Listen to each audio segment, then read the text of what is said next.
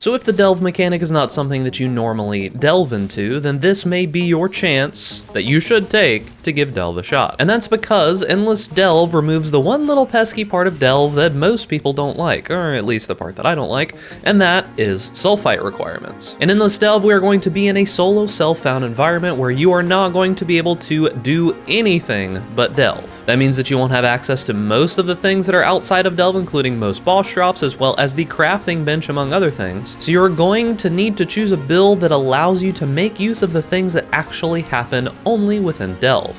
Now that is quite a bit. There is a decent amount of things that spawn in delve, but not all builds are equal here, so let's talk about it. Hey guys, Big Ducks here, and welcome back to the channel. Now, when it comes to endless delve, there's a few things that you should know, and there's a few particular types of builds that end up being good. And the tool that we need to figure this out is, as always, PoE Ninja. Now, the one thing that you need to take into account when you're looking at builds that are on this list is that you do want to make sure that it's an SSF Scourge, you do want to make sure that it's on Depth Ladder, and you want to set a minimum of something realistic, just a few hundred. Now, the reason why I say that you should be careful is that a lot of the builds that are on this list are going to be builds that have access to things outside of delve.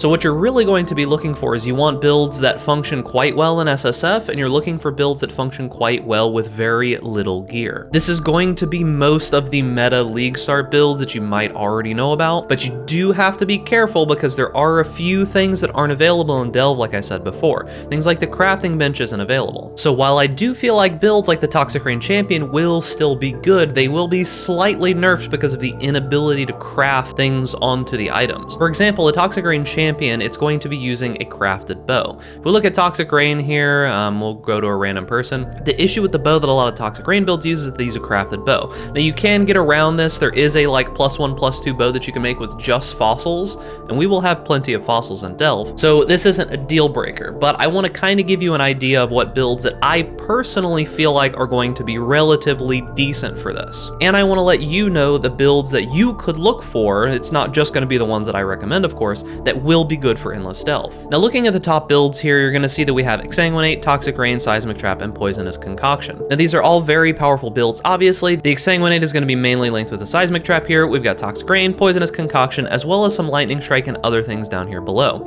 Now the main ones to really look at here are going to be Seismic Trap, Exsanguinate, Toxic Rain, as well as Poisonous Concoction. The rest of these work, but they're not going to be as easy. So what I would say is that Toxic Rain in general is going to be probably best played as a champion right now in endless delve. Endless delve can get a little bit dangerous later on, and that's going to be one of the main things that you need to deal with, is just simply surviving. I'm going to make the assumption that you are not an experienced deep delver if you are watching this video, because you most likely don't need my help. So keep in mind that this is really just going to be for people who are making it into the first few hundred of layers of delve. So as I said, you will be able to craft a bow for the Toxic Rain character. There is plenty of guides that have been put out by tons of content creators. I think one of the first ones that caught on was the one by Elishar. It's the one that's linked in my Toxic Rain guide, but I would say that the champion is going to be a better fit for this particular circumstance. So make sure that you go check out the guide. I think it's by Zizarin, and the actual one is made by Lighty. However, beyond that, we do have a few other options, and the main one that I am going to be probably playing, if I even do decide to play this event, if I will, it'll be over at twitch.tv/BigDucks, which you should go follow, by the way, but that is going to be the Seismic Exsanguinate Trapper. Now, the main reason for this is going to be how easy it is to get this build doing damage. Now, you can do this in a variety of ways. There's going to be plenty of people who are doing cold conversion, and that's what you'll see up here at the top. We've got Waggle. I think this is Waggle. I mean, it's got Waggle in the name. Maybe it is, maybe it's not. However, you're not going to have access to things like Leadership's Price, so do keep that in mind. You will still be able to do some form of cold conversion, but it's going to be a little bit harder because most likely you're not going to have access to all of the cold conversion that you would like, but you will still be able to get a pretty decent amount of it. Now, beyond that, there is just the standard physical trap version that you will see. Most of these people are going to have cold iron points. You will not get access to those. However, it isn't going to be super hard to get access to just some simple +1 wands or daggers. There's a recipe in the guide that I have for the Seismic Trap Saboteur, which you can find linked up at the top. So I think that this build will be quite powerful just because it doesn't need access to any kind of crazy powerful gear.